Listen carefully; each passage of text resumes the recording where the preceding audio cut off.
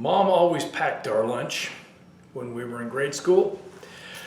But one day, they had to be out of town, and so she gave us lunch money. Well, it was the first time she had ever done that. Money was scarce and carefully rationed in our home, so to have the jingle of coins in my pocket pleased me greatly. I started the 6-block trek to school singing a joyful tune. About halfway down, I saw it.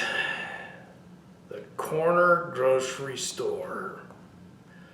I'd seen their candy before, but I'd never been able to buy any.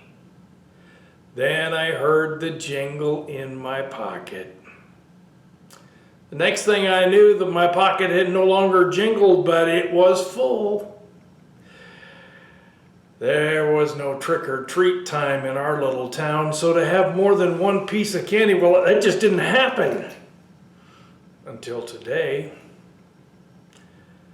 I don't know how she found out, but I remember the tears in her eyes when I confessed.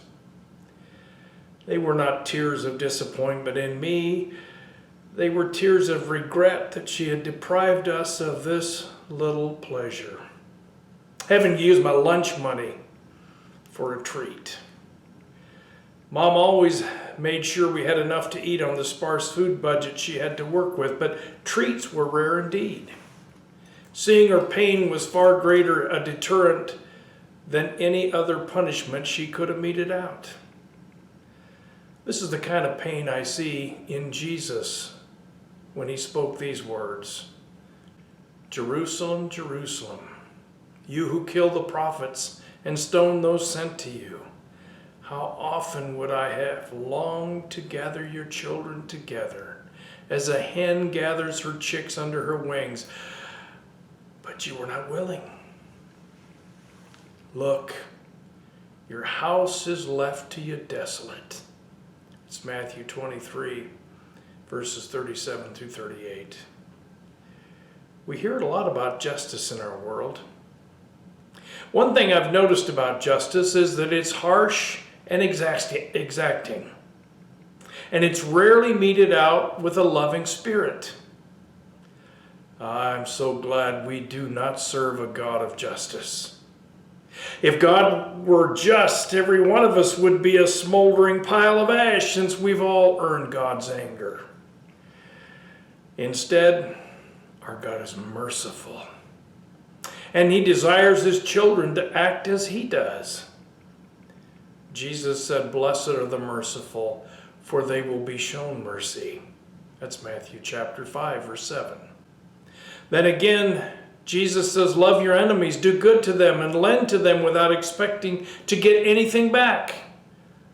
Then your reward will be great, and you'll be children of the Most High, because he is kind to the ungrateful and wicked. Be merciful, just as your Father is merciful." That's Luke chapter 6, verse 35 through 36. Punishment is inevitable to the unrepentant, but it is a last resort, causing a tear to fall. God demonstrates his own love for us in this: while we were still sinners, Christ died for us, Paul tells us in Romans chapter 5, verse 8.